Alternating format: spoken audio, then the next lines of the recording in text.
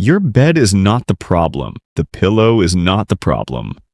The room temperature, the noise outside, the blue light from your phone, none of those are the real problem. The real problem is that you've spent all day pushing thoughts aside, telling yourself you'll deal with them later, staying busy enough not to feel them. And then the lights go off, the distractions disappear, and your brain, finally alone with you, decides that now, right now at 11 p.m., is the perfect time to deal with everything you've been avoiding. That's not insomnia. That's not anxiety. That's a timing problem. And timing problems have timing solutions. Because here's what most people get wrong about overthinking at night. They treat it like it's the enemy, something to fight, suppress, or distract themselves out of. So they put on a podcast, scroll until they pass out, or lie there telling their brain to be quiet, which, if you've tried it, you already know is about as effective as telling someone not to think about a pink elephant. The habits in this script work differently. They don't fight the thinking, they redirect it. They work with your brain's actual mechanics, how it stores information, how it signals safety, how it transitions between states, and they use those mechanics to make overthinking at night structurally less likely. Stay until habit number 4. That one is not what you'd expect. It doesn't happen at bedtime, it doesn't look like a sleep habit, and most people would never connect it to the problem. But it's the one that addresses the root. Without it, the first 3 are managing symptoms. With it, you're solving the cause. Habit 1. Give your worries a meeting time. Here's something counterintuitive. The reason your brain overthinks at night is partly because you've been too disciplined during the day. Every time a worry surfaced about work, money, a relationship, something you said, something you didn't say, you pushed it down. You had things to do. You couldn't afford to go down that rabbit hole at 2 p.m. on a Tuesday. So you told it to wait, and it did. It waited until the one moment in your day when you had no choice but to lie still and do nothing.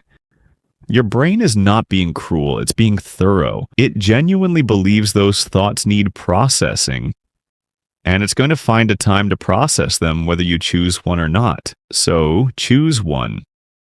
The habit is called scheduled worry, and it was developed and tested by psychologists at Penn State University.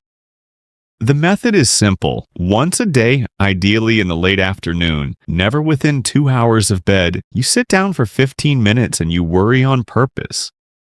You write down every concern, every unresolved thought, everything that's been circling. You don't solve anything. You don't have to. You just contain it. You give it a place. And then, when those thoughts show up at bedtime, and for the first few nights they will, you have something to say back. I already gave you your time today. We dealt with this at 5 p.m. It's been noted. And because your brain has actual evidence that the thought was received and recorded, it starts to believe you. The urgency dissolves. The thought no longer needs to hijack your night to get your attention because it already got it. Research from the Penn State study found that participants who practiced scheduled worry fell asleep significantly faster than control groups and reported markedly lower levels of pre-sleep cognitive arousal, not because they'd solved their problems, because their brains had been given a legitimate outlet earlier in the day. 15 minutes, same time each afternoon. Worry on purpose so your night doesn't have to. That's habit 1. Habit 2, move from your head to your body. Overthinking is almost entirely a head-up experience. When the thoughts are running, cycling through what happened, what might happen, what you should have said, what you need to do, your awareness is completely above the neck. You are living entirely in your skull, and your body, from the neck down, has essentially been forgotten. This matters more than it sounds, because your nervous system doesn't just receive information from your brain, it sends information back to it. The tension in your shoulders, the shallow breathing, the clenched jaw you didn't even notice, all of that is feeding data back to your brain that reads as not safe, not settled, keep alert. So your brain keeps thinking because your body is telling it to. The habit is a simple body scan, not the long, guided meditation version, though that works well if you're drawn to it. This is 5 minutes done in bed, no app required. Start at the top of your head and slowly move your attention downward, not looking for anything, not trying to fix anything, just noticing. Is there tension in your forehead, your jaw, your neck, your shoulders, your chest? As you notice each area, you breathe into it once, a slow exhaling, and let it soften slightly. Then you move on. You're not trying to relax every muscle perfectly. You're doing something more important. You're moving your attention out of the thinking mind and into the sensing body. And that shift, from cognition to sensation, activates the parasympathetic nervous system. The rest and digest state, the biological opposite of the alert, scanning, thinking state your brain was just in. Dr. Herbert Benson at Harvard Medical School spent decades studying what he called the relaxation response, the body's natural counterpart to the stress response.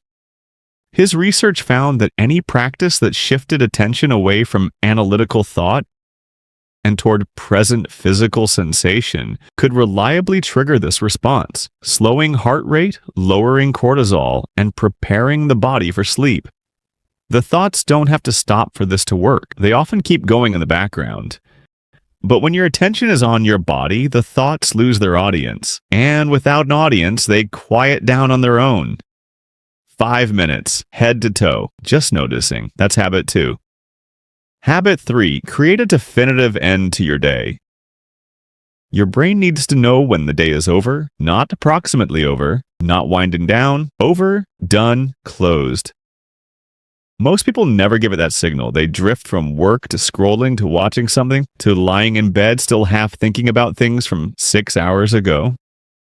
There's no clear line between the day and the night, so the brain never fully transitions. It stays in a kind of low-level operational mode, not quite working, not quite resting, and in that in-between state, overthinking thrives.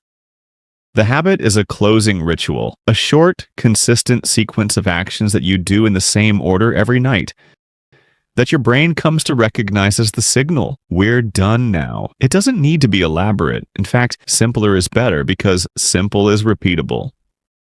It could be making a cup of herbal tea, dimming the lights, and writing down 3 things from the day, 1 thing that happened, 1 thing you're leaving until tomorrow, 1 thing you're glad about. It could be a short walk around the block. It could be washing your face, changing into specific clothes you only wear to sleep, and reading 3 pages of a book. The specific actions matter less than the consistency and the intention behind them. Dr. Chloe Carmichael, clinical psychologist and author of Nervous Energy, writes about the power of what she calls structured transitions, deliberate rituals that signal a change in mental mode. Her clinical work consistently found that patients who created clear, repeated transitions between their day self and their sleep self experience significantly less pre-sleep rumination than those who had no such boundary. Your brain is a pattern recognition machine. When you repeat the same sequence of actions every night with the intention of closing the day, your brain learns what that sequence means. And eventually it starts doing the closing itself, releasing the grip on the day's thoughts before you've even finished the ritual. The overthinking doesn't have a chance to start because the day has already officially ended. Same sequence, every night, deliberate and unhurried. That's habit 3. Habit 4, protect the 3 p.m. to 6 p.m. window. I told you this one would be unexpected. Nothing in this habit happens at bedtime. No technique, no ritual, no journaling. This habit happens hours before you go to sleep, and most people would never connect it to their overthinking problem. But it is quietly the most important one on this list. Here's the mechanism. There's a specific window in your circadian cycle, roughly between 3 p.m. and 6 p.m., where cortisol naturally begins to drop and your brain starts its unconscious preparation for rest. What you do in that window has an outsized effect on what your brain does at night. Most people spend it in the most activating way possible, a frantic push to hit end-of-day deadlines. A high-intensity gym session, 50 tabs open, inbox spiking, and then they wonder why, 3 hours later, their brain is still running at full speed. You cannot sprint until 9 p.m. and expect to be still by 10 p.m. The nervous system needs a runway. And if you don't give it one in the afternoon, it builds its own, at night, in your bed, using your unresolved thoughts as fuel. Treat the 3 p.m. to 6 p.m. window as a gradual deceleration. Move demanding cognitive work to the morning. Use the afternoon for lower stakes tasks. Exercise earlier. Have difficult conversations earlier, not later. Research from the Sleep Foundation consistently shows that people who keep activation levels moderate in the afternoon fall asleep faster and report lower levels of nighttime rumination. Not because of anything they did at bedtime, because they prepared their nervous system hours before they got there. Your night starts at 3 p.m. Protect that window. That's habit 4. So here's the full picture. In the afternoon, give your worries their 15 minutes, on your terms, at your chosen time, not at midnight on your ceiling. As you get into bed, move your attention from your head into your body and let the sensing mind quiet the thinking one. Each night, close the day with a consistent ritual that tells your brain, "We're done now." And in the hours before all of that, protect the window where your nervous system makes its decision about how tonight is going to go. 4 habits. Not one of them asks you to think less. They all simply give your brain better things to do with the thinking it was going to do anyway. Because the goal was never silence, the goal was sleep. And it turns out those are 2 very different things.